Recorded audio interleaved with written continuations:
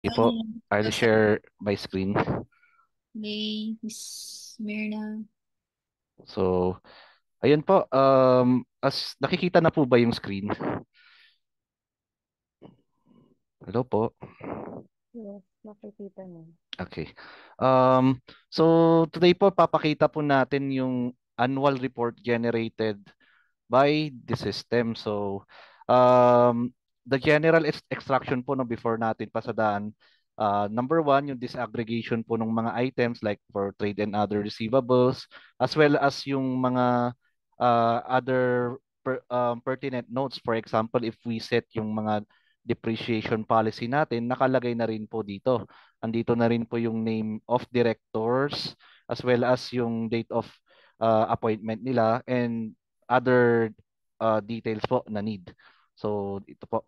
So the first page is ito po yung cover page niya po no. So nakalagay yung company name, UEN. Ito po yung ang equivalent po natin dito sa atin po no sa Singapore. Pwedeng SEC number natin ito pag corporation or partnership, or DTI kapag ano sole proprietorship. So yun po, yung first page. Sa succeeding pages, magpapakita po yung, ito po, director statement. So, yung director statement po is almost synonymous po sa ating SMR, sa Statement of Management Responsibility po. So, sa mga nagsasabit mo ng SEC, if uh, sa SEC yung ano po natin, no, audited FS, if in case we need to actually specify na ito po ay SMR, we can just download the PDF file and edit po ito and gawin po yung SMR, isingit po dito through our edit PDF software po, such as yung Nitro. Yun po, kung meron po kayong software na ganun, then you can just edit the annual report accordingly. So ito po, if we have indicated the director, magpapakita rin po dito. So in this case, yung actual company po, no, isa lang talaga yung director niya. So in other companies po, there can be as many as ano po no, 20 ganun. So yun po. Nagpapakita rin po yung respective shares. So, ito po, before we generate the report, we are actually indicating how many shares po, no? It can be a possibility po kasi na pwedeng magbago during the year. So, we are indicating this. Also, uh, ito na po yung mga basic financial statements. Upon generating the financial statements, uh, ito po, magpapakita na yung comparative financial statements, which is what we need whenever we submit sa BIR, sa SEC po. So, yan na po yung presentation niya. So, moving forward, so ito po yung financial position. So, as I have mentioned the last meeting, yung primary classifications ng GL will fall into these accounts. So dito po, ito na po yung presentation niya sa uh, SOFP through the annual report. So yan po yung kanyang presentation. So in case naninibago po kayo sa net asset method, you can also edit accordingly, no? So pwedeng ang masanay po tayo sa comparison of asset minus liabilities plus capital. We can also do it po. So through the editing of the PDF file. So next, so ito po SOCE, papakita rin po yung movements ng ating various equity accounts.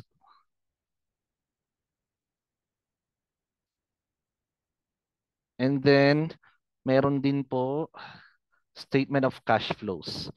So dito po kung mapapansin niyo po no, hindi po siya indirect method, pero we're actually working on the indirect method po no. Dito kasi sa system, it is assumed that all transactions are embedded in the system po.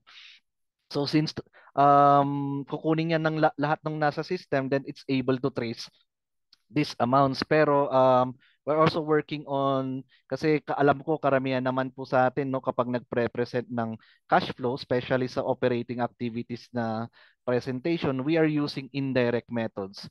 Kasi we have this constant struggle to find a very complete set of financial information.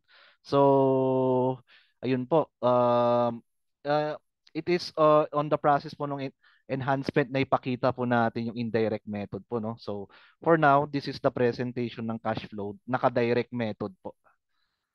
So, yun po yung ating cash flow. So, ito na po yung ating mga main notes po, no? So, accounting policies. Yan po.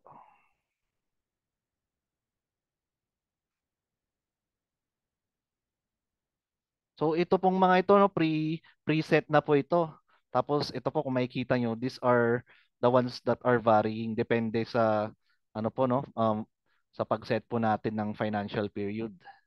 So, as we all know, not all companies po nag-end ng December 31 and not all companies po are having the 12-month period. So, sometimes meron ring short accounting period. So, po.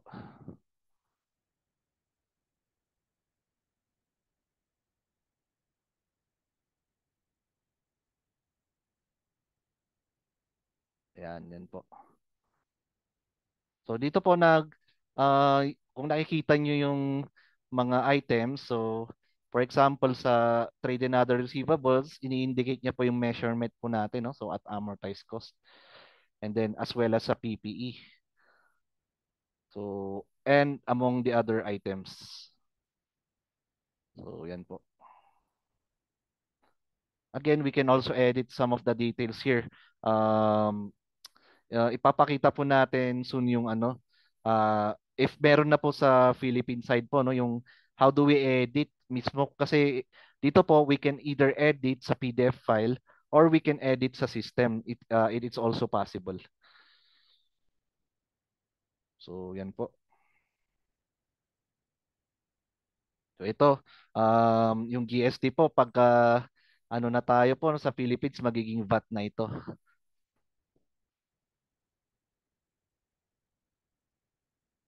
Ayan po, yung various notes na preset. So next, yung sinasabi ko po is yung disaggregation ng items. So, yan po.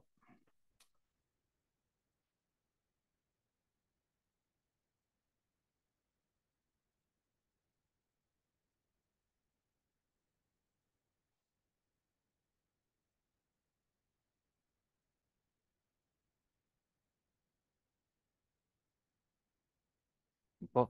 Tapos yun pala, no, for I think familiar naman po tayo, no, na whenever we present yung ating comparative FS, yung audited FS, pag sa Philippines po, no, uh, required po na meron tayong summary ng ating permits and licenses. So uh, yun yung under enhancement na rin po once the income tax module po is launch po very soon na po. So yun.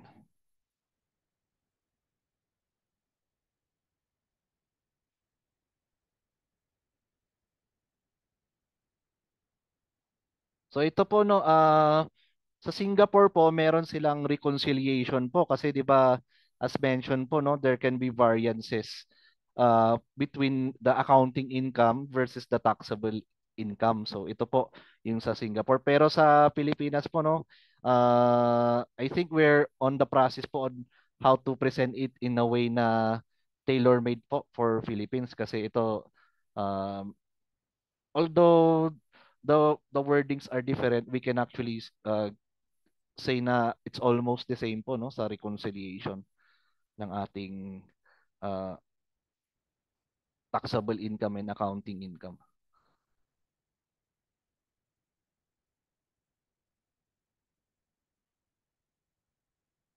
Ito po, again, disaggregation po ng mga items. Yan po. As well as yung PPE. So almost similar naman po no sa nakagawian natin na presentation. Yan.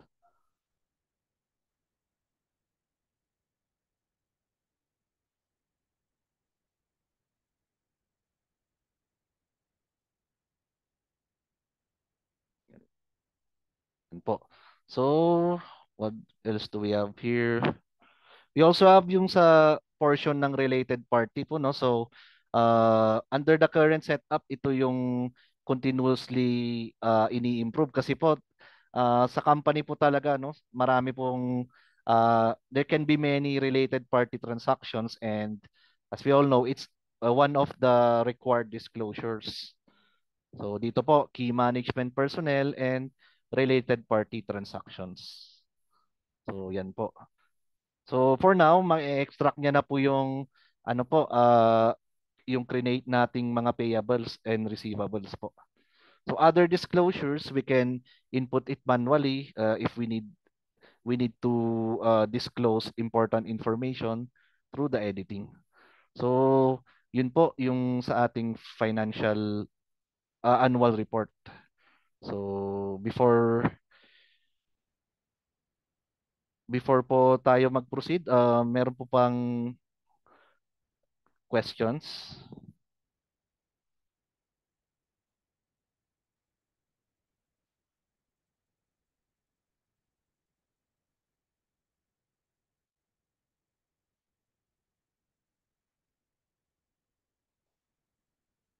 Okay po, sige tuloy po natin. So our next topic is paano kino-compute ng system yung mga unrealized gain or losses kasi um, we can have be handling companies with multi-currency transactions po, no? So first of all, yung system is currently basing its exchange rate sa ating monetary authority of Singapore. So dito po kadalasang kinukuha po yung mga exchange rate po, no? So in this case, for us to illustrate kung paano po yung presentation ng unrealized gain or loss, let's create a sample sales transaction na hindi po Philippine peso. So let's use Singaporean dollar.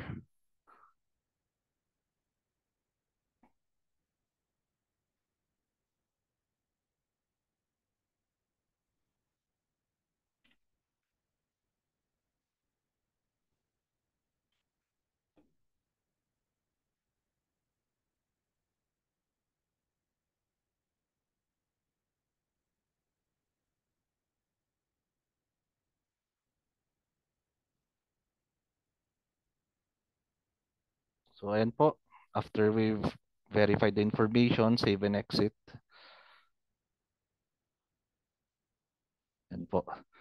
So, hindi ko po napalitan yung currency, no? So, pwede po nating palitan into Singaporean dollar to illustrate yung exchange rate.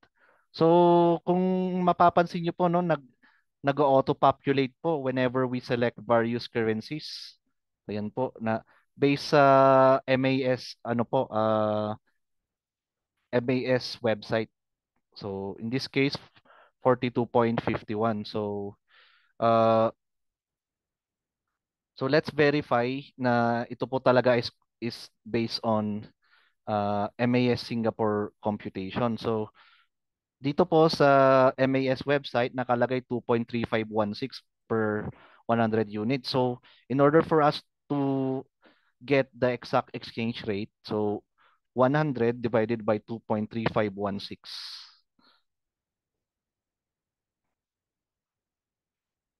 So ayun po,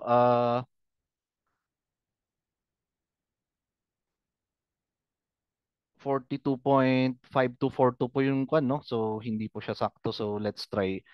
So ganun po yung presentation nung ano po no sa system. So kinukuha niya po dito. So minsan it can be uh delay delayed for many days lalo na kung may holiday or we can also edit yung exchange rate po. For example, gusto po nating i-base ito 100 divided by 2.3516, we can change the exchange rate accordingly. So in this case, 42.5242 yung gagamitin natin. Yan po. So, after po niyan, save na po natin. Mayroong payment option. So, yan. Save and exit. So, yan po. So, napalitan na po natin yung currency. So, dito po sa presentation ng ating unrealized gains or losses, so, as we've also known, until meron pong balance yung ating receivable, uh, mag magtutuloy po yung ating revaluation po ng ating trade receivable based sa closing rate. So every end of the month yung yung ano niya revaluation. So let's see if we can already see yung ating unrealized gain or loss.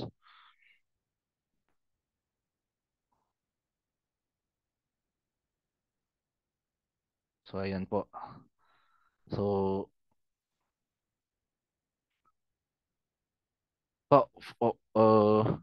naglo-loading pa po, no? So, ayun po, whenever we try to view, let's make sure na naka-green po ito, no? It might take some time, or let's wait for I think 1 or 2 minutes po. Kasi yun po, pinaprocess niya po yung data.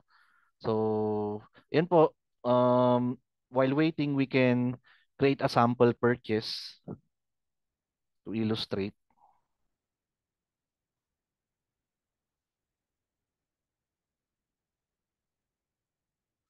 Dito naman sa example na ito, let's use the sample generated exchange rate naman po.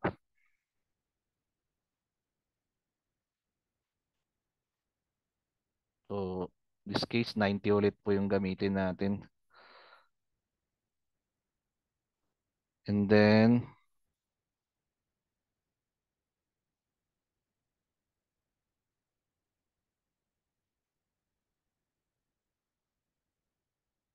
so yan po.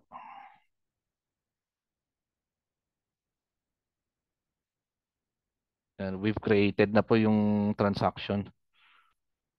So let's see if nakikita na po natin sa general ledger yung ayun, nagpapakita na po yung unrealized gain or loss.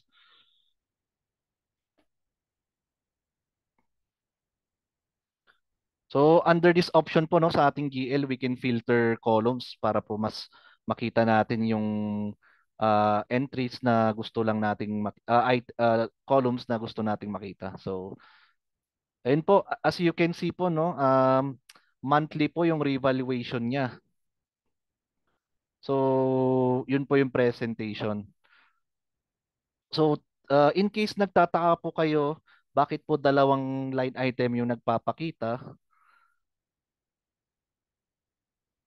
So sa programming po kasi nito, no, it removes yung existing na gain or loss, and then ikino-compute niya yung bago. So pag pinagsama niya po yung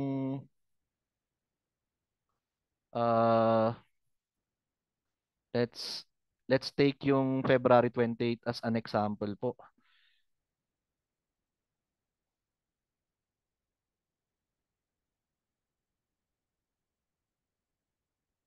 So yun po, tinatanggal niya yung old revaluation po, no, tapos nilalagay niya yung bago. So ito po yung kalalabasan. Kaya po dalawa yung items niya sa realized gain or loss. So that is how it's presented. So until mabayaran po yung makolekt po natin yung full amount ng invoice, the system will continue revaluing whatever is the outstanding balance.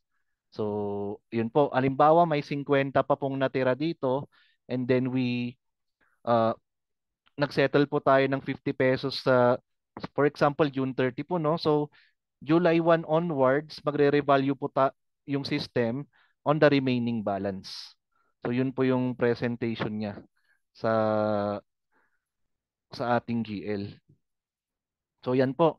Also, sa counterpart niya naman po sa trade receivable, any gains or losses will affect the asset account. So dito po magpapakita po dito, no? So kung unrealized gain, uh it will add the be added to the value of the receivable po. So nakikita yung 54.37. So it is the same as the unrealized gain here. Dito po. So yan po, we actually don't need na calculate manually kasi the system has its predefined exchange rate po from opening to closing ng uh, from actually updated until June 30, 2025 po yung exchange rate po natin, no, for now. So the system is trying its best to extract yung latest exchange rate based on the MAS Singapore. So yan po. So yan po yung ating unrealized gain or loss. So let's also try to present paano naman po yung realized gain or loss. So whenever we collect from a receivable or we pay from a payable, so the portion nun magkakaroon po tayo ng realized gain or loss. So assuming po partial collection lang po gagawin natin. So let's record the collection. So say ni-record po natin yung collection ng say January 16. So wala pang bank. Let's create muna a bank po.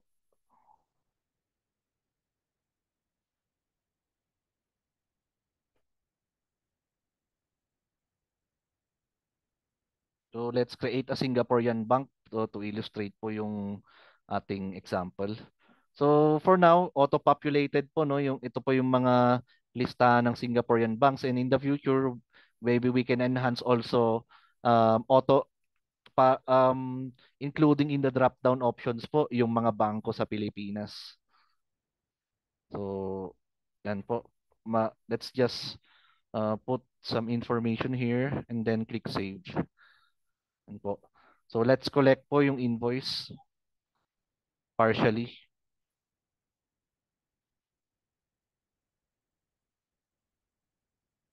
So January 16 po yung payment. Also po,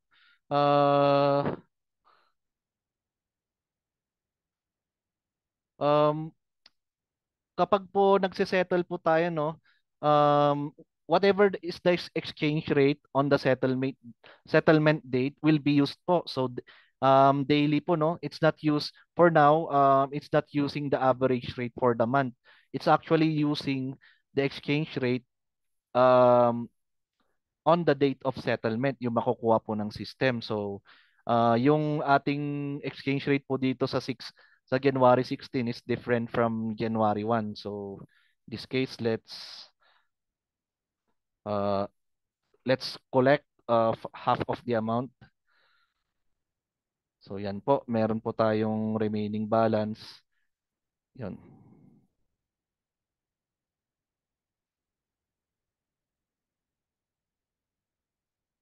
So yan po. Na-collect na po natin yung 50 and let's try to see how is the breakdown po nung unrealized and realized gain or loss. So, tingnan po natin sa GL.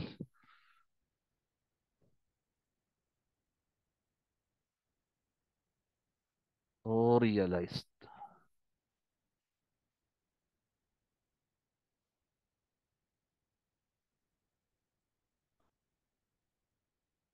Loading pa. So, ayun po, no.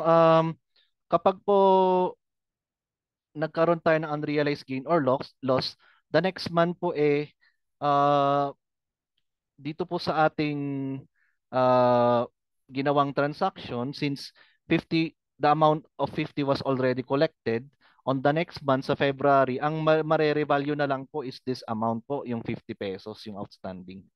So yun po yung presentation niya sa paano kinakalculate ng system yung realized gain or losses. So, yun po yung sa unrealized gain or losses. Let's try to see kung na-generate niya na sa PL. So, ayun po, nagpapakita yung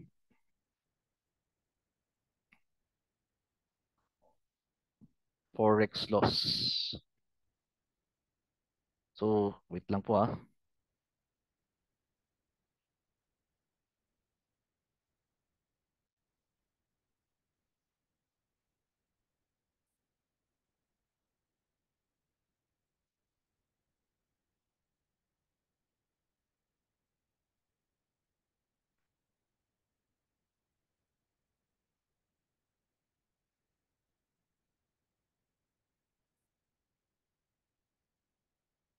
So, naging forex loss. So, mas mababa po yung exchange rate at the date of collection.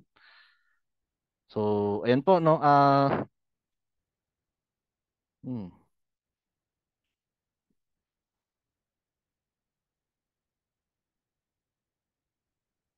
So, kung nakikita niyo po, no? O pala, it will still continue to revalue po yung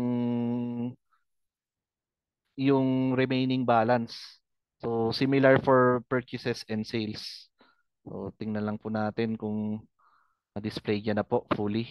Ayan po, nagpakita na yung forex gain or loss. So, let's try to view sa GL po kung paano yung realized. So, ito po, realized forex gain.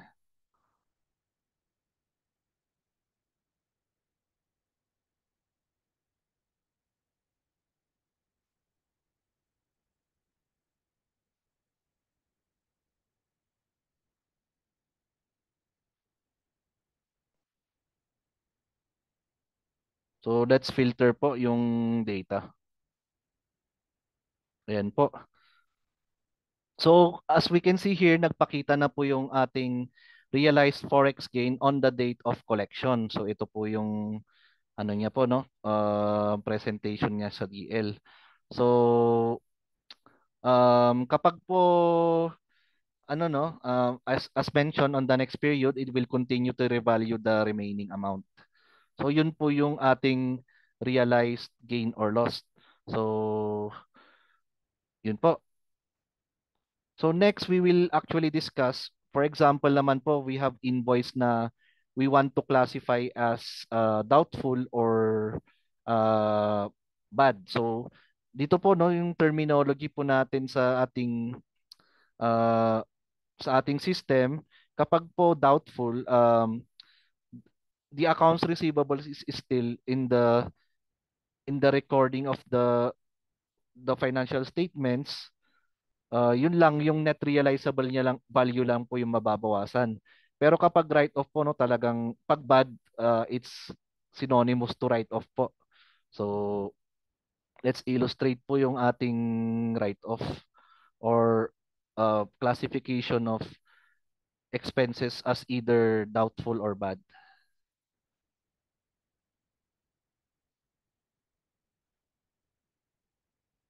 So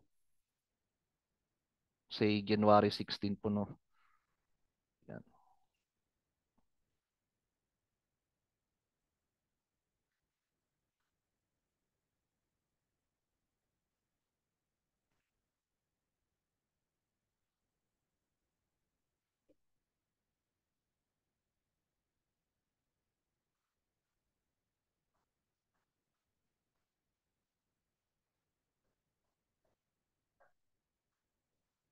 So yan po, generate preview and then we save and exit. So ayan. So we've now created another sales transaction. So let's try to classify this account as doubtful and see kung paano po siya pinapakita sa reports. So for us to classify this as either doubtful or bad, pupunta po tayo sa contacts. And then sa contacts, let's click the receivable portion. And then andito na po yung summary po nung items, sections related to this contact. So this case, we would select ito pong invoice na ito, then click yung bulk action, then we classify as doubtful or bad. So let's try yung doubtful classification. So dito po no we are actually being told kung kailan po natin i-recognize na uh, doubtful po ito. So for example, January 31 po natin um, classify, then let's select January 31. So ayan po. So ayan po no let's just refresh.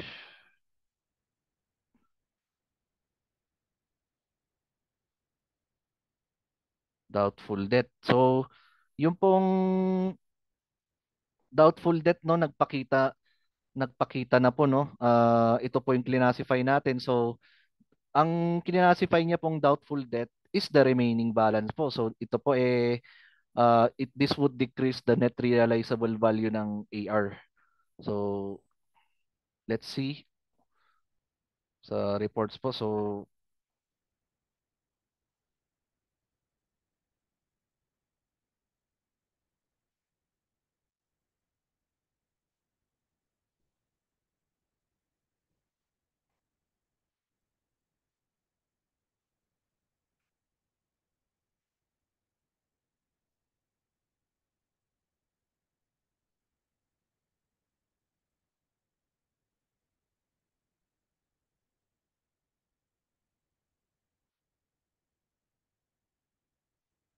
so for now po kapag sa ating allowance for doubtful accounts, magpapakita po siya as ano po no, yung nakasanayan po natin is doubtful accounts expense po no, tapos credit allowance for doubtful accounts.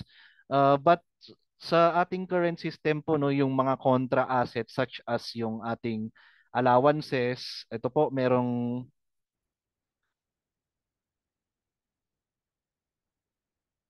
pong meron pong ibang ano po account code. So in this case, yung expense portion imbis na doubtful account expense po, ngayon po magpapakita as loss on impairment po kasi we have classified the account the remaining account as doubtful.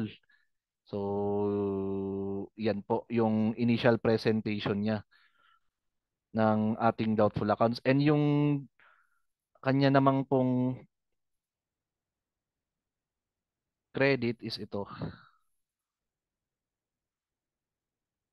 So provision for impairment po. So ito po yung parang ano po allowance. Allowance for doubtful accounts niya po. So yun po yung presentation niya sa ating general ledger. So yun po yung ating ano po classification ng doubtful accounts. So uh, sa susunod po, let's try naman po kung paano kung yung bad. So meaning we are actually writing off the receivable directly. So let's use this. Let's create another one po invoice. So let's say various supplies.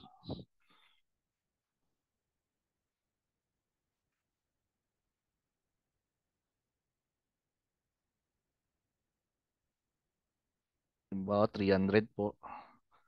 Then uh let's say dated to po. Then yan po. So yan po, naka-create na po tayo. So let's try to write this receivable off po. So same procedure, we go to contacts and then we click yung ano po supplier, then yung receivable. Ay, supplier, I mean customer. So in this case, we would like to write off yung 300 po. So same, we click this button and then under this drop down po, let's select yung bad. So let's assume na January 31 po ulit. So let's click save. So yun po yung ating write-off ng ating accounts receivable. So kung makikita niyo po no, magiging yung outstanding amount po is completely zero. So magiging nil po talaga yung balance. So unlike po dun sa ating doubtful account, um, iba po yung presentation niya pero dito po bad debt na po talaga, directly written off na po. So let's just wait for a while po kung paano na present yung account. So tingnan po natin kung kaya niya na.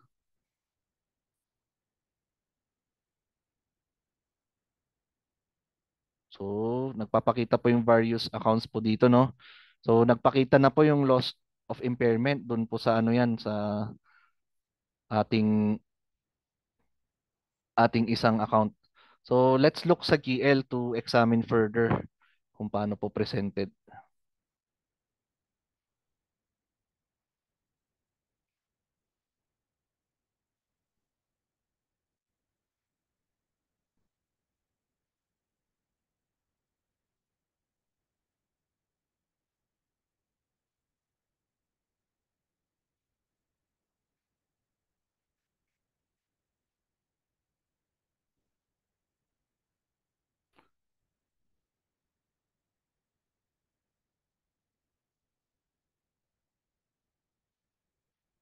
Yan po, no, unlike po sa ating doubtful accounts, directly written off na po yung trade AR po sa instead po na magpe-present po tayo ng provision as a separate line item, dito po sa ating bad debts, directly credited na po sa AR. So 'di ba ang entry po kasi noon kapag direct write-off is expense then credit AR po kapag ano po direct write-off method. So yun po kinene-credit na po agad sa ating trade receivable po yun. So it reduces the amount. So yung pong debit niya is ito po. Hindi po realize po dapat 'yan. Pero yung ano po yung kanyang debit po is also an expense account. So yun po yung ating presentation ng bad debts and direct write-off. So next, papasadaan po natin yung ano po, yung creation po ng ating PPE. So to create a PPE, as we have recalled, we can record dito po no, directly or we can use yung purchases po dito. So in this case, let's record yung bill dito po sa ating asset management para dito na rin po yung landing page niya.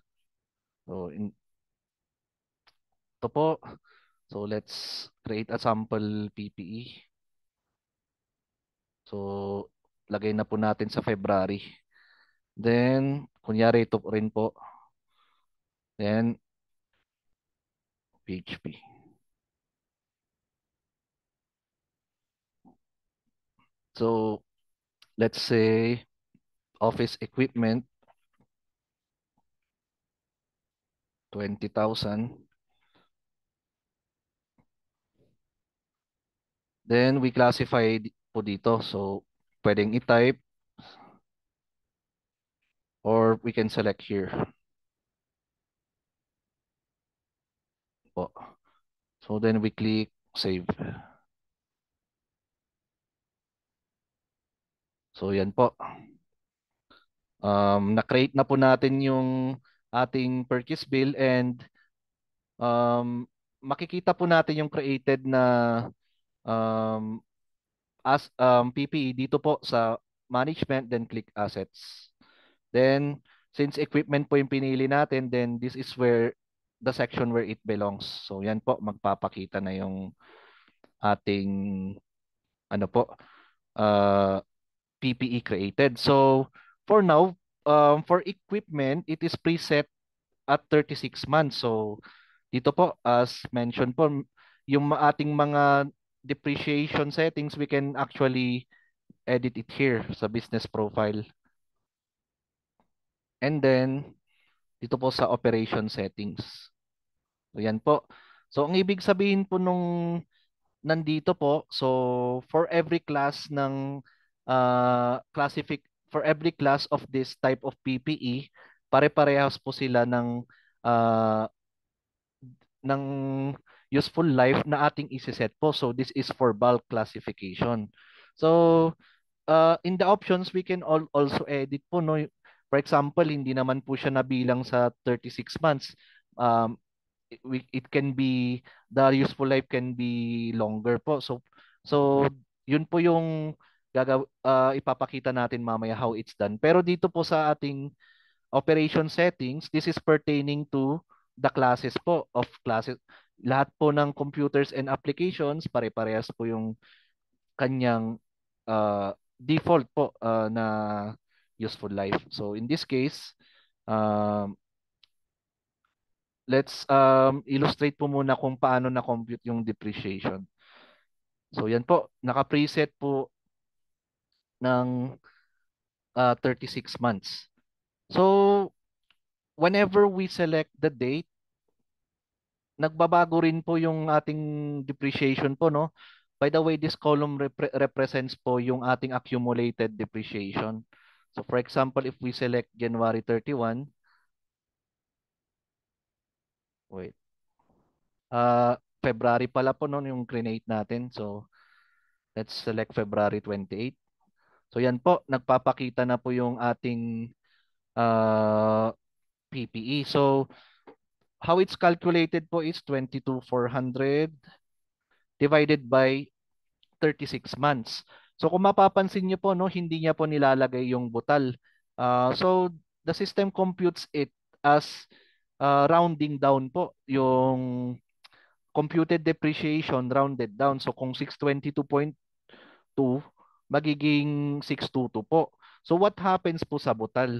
Yung mga butal po, yun po ay sinasali na po at the end of its useful life. So functioning as if residual value po, no? Pero hindi po residual value po yun. So ang mangyayari po sa end ng ating useful life, mag-a-adjust yung system whatever yung mga ano po, no, rounding of differences, isasali niya po sa last year of the useful life of the PPE or kung kailan po na-dispose yung asset. So yun po yung na-dispose yung asset if it reaches yung useful life po. So yun po yung ano po presentation niya. So always whole number po ito, no. So kung makikita nyo pag minove po natin, ayan po. So 622 times 2 na po yung magpapakita sa kanyang uh, depreciation total. So, what if gusto po nating makita yung asset and depreciation schedule? We can also see that po sa ating reports. Dito po sa reports, we have this assets and depreciation schedule. So, ito po yung um, kung saan matatagpuan po yung ating as if lapsing schedule. So, yan. So, let's filter po ng February.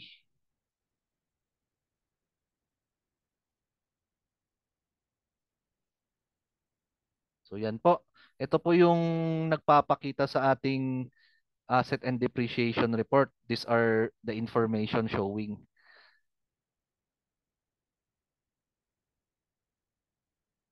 So yan po. So nakasali na po, no, yung uh, cumulative depreciation po, no. So kapag binago natin yung period, magbabago rin po yung ano, yung amounts po. So nakadagdag na po yung ating depreciation for 2 months. Nakabawas po sa ating cost. So yun po yung ating depreciation report. So um, let's try to download yung Excel.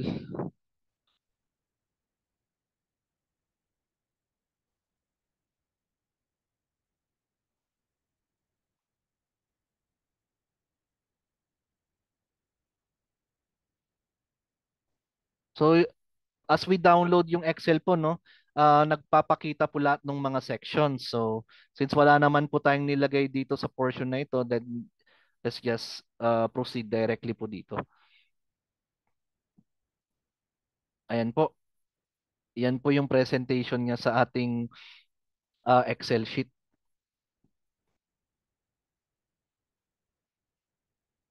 So po, also we can edit it naman po accordingly if we need to edit some details. So yun po yung ating asset and depreciation schedule. So how about if gusto po nating lagyan ng residual value? So we can also go to the uh, business profile and operation settings, and then lagyan po natin since kabilang po siya dito natin edit, lagyan po natin siya ng residual value. For example po, ang residual value niya is 500. So yun po. So naturally, it will affect yung depreciation since it will decrease the basis of the depreciation kasi 'di ba cost less sa residual value divided by useful life, so it would present po sa ating asset.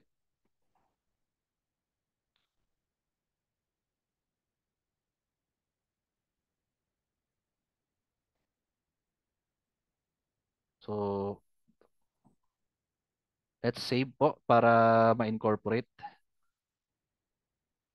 So let's refresh.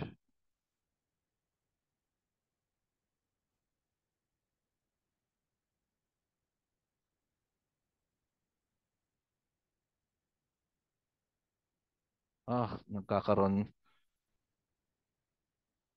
So ayun po no, there meron pong minor no issue. So yun po no, when we change the residual value, it will change yung calculation po ng ating depreciation. So let's see. So ganun pa rin po no. Let's see kung na-save po yung ating nagkaroon po tayo ng konting aberya. So yun po yung yung ating pag-change ng residual value as well as how we compute yung depreciation po. So recall po natin, the depreciation computed po is straight line method po kapag straight line, and then whatever is the amount is rounded down po. The decimals as a result of the rounding down will be included po at the end of the useful life para i-zero out po yung ating PPE. So yun po yung ating presentation ng PPE and calculation ng depreciation as well as yung ating residual value. So yun po. So may inquiries po?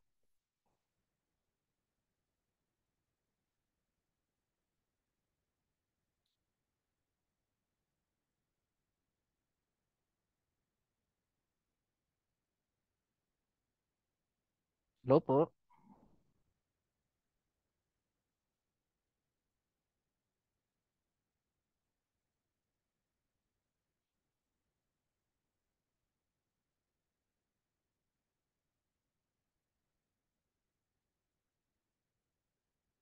So, matanong ko rin po pala, no? Sa atin po, sino na pong naka-register sa software and nakasubok na po nung ating software? Have you tried po entering some transactions?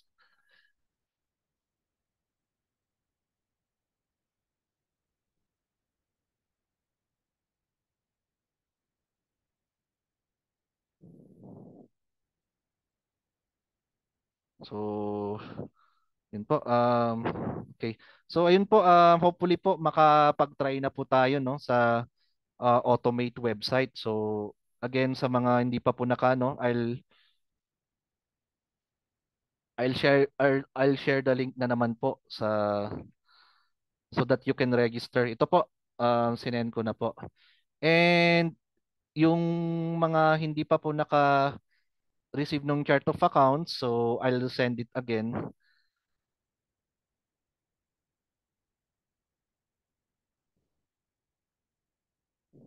Ito po. So yan po,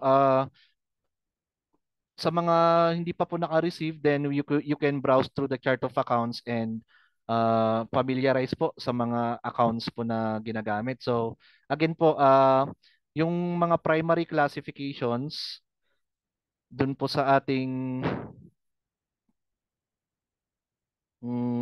chart of accounts.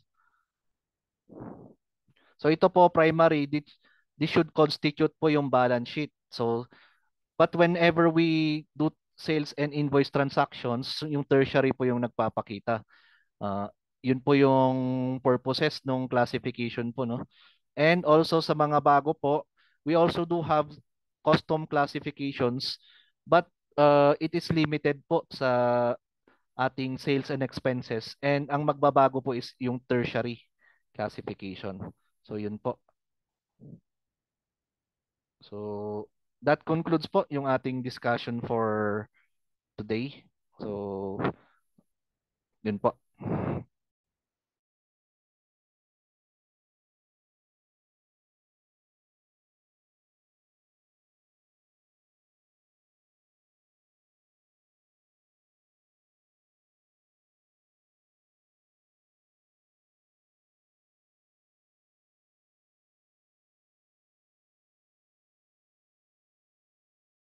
Sa susunod po, iti-try po natin yung various action buttons ng ating PPE. So, what happens if we sell yung PPE? So, what happen? So, sa ating system, it will already calculate yung ating gain or loss from the disposal of the equipment, as well or PPE, as well as kung dinonate po natin yung ating PPE, the carrying amount of the PPE will be considered as an expense. So yun po yung magiging outcome niya po. As well as if we write off the PPE, so ang kaibahan niya lang po sa donation po, no? Kapag ni-write off po natin, ibang expense account po yung magagamit kapag ni-write off po natin yung PPE. And it's also based on the carrying amount as of the date of the action, whether write off or donation po yan. So yun po yung tatry natin. And next, I'll try to uh, make time if we can actually do yung acting migration po, no? Even for simple accounts. Um, yung kahit servicing company na lang po na yung itry nating i-onboard. So we can actually see yung migration. So yun po yung try natin sa next week na hanapan ng time po. Also, um, we have these various modules na yung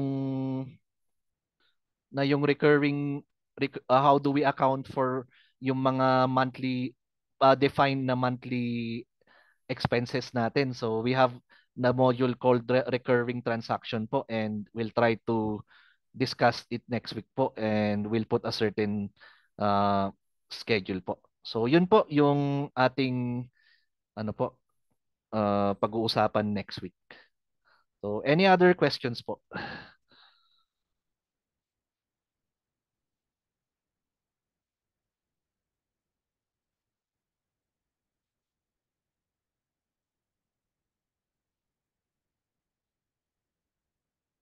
Question? Wala.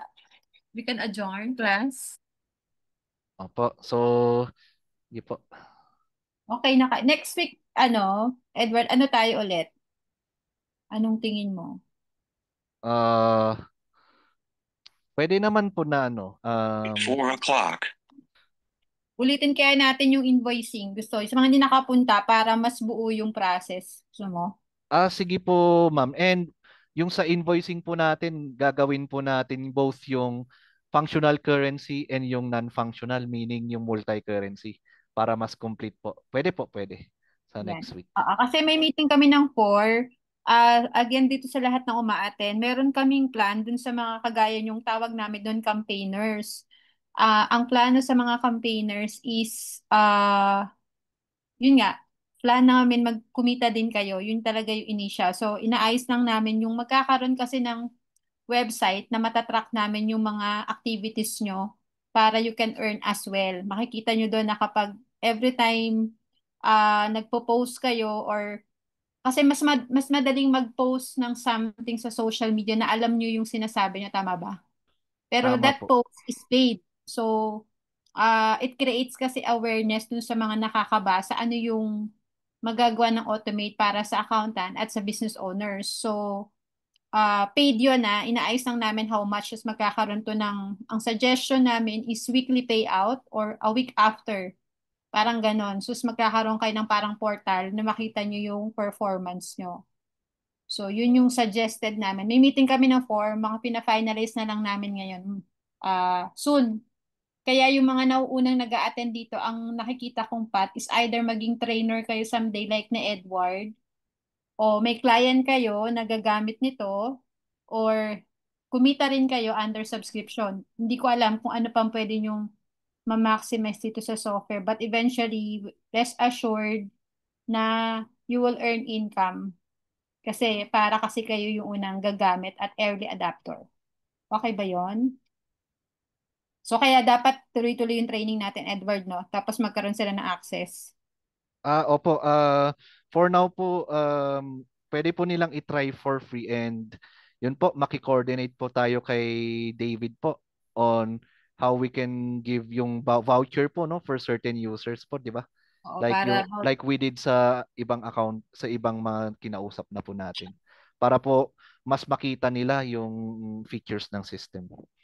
Oo. Tapos ganito pala guys, sa mga gustong may kilala kayong accounting firm, tinanong to ni Lay, paano pag may kliyente kami tapos gusto naming mapakilala si ano, pwede nyo ibigay sa akin yung email. Si David mismo yung CEO ng Automate, minsan ang kumakausap sa client.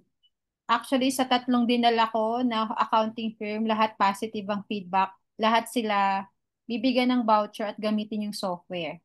So, yun yung nakita namin. So wala pang firm na hindi gustuhang itry yung automate. So sana kayo din kung may nakikita kayong potential firm na wants na mag-try, tapos yung team din nila Edward ang magte-train. Pero Opo. again, hindi na kinaya ni Edward. We need people like you na marunong. So dadami kasi yan for sure yung magte-train dun sa mga firm, 'di ba? So if you're looking into that path din na mag-train, maging part ng automate, ito yung chance nyo, aralin nyo lang yung system. And yun, may mapupuntahan yung inaaral nyo ngayon. Kaya mo pa ba, Edward? Kaya po naman.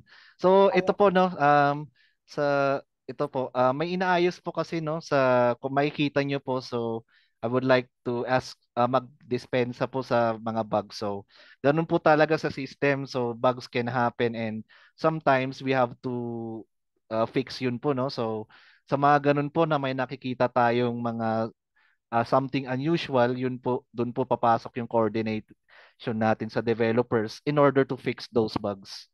Yun po. So yun po, ini-improve po natin every day yung system. Okay, sige. Next Tuesday po ulit yung next, same link. And make sure nakalagay na sa calendar nyo para wala kayong ma-miss out. Ulitin natin si sales para hanggang ma-master ulit natin. And ma-record natin, di natin na-record last time eh. Oo nga po, ma'am, yung una. Tama, yung una. So, record natin para may balikan. Tapos lalagyan ko sa YouTube per module. Sige po. Sige po, ma'am. Okay. Thank you Thank guys. Thank you you. so much. Bye-bye. Thank you po. Thanks, Edward. Thank you. Bye.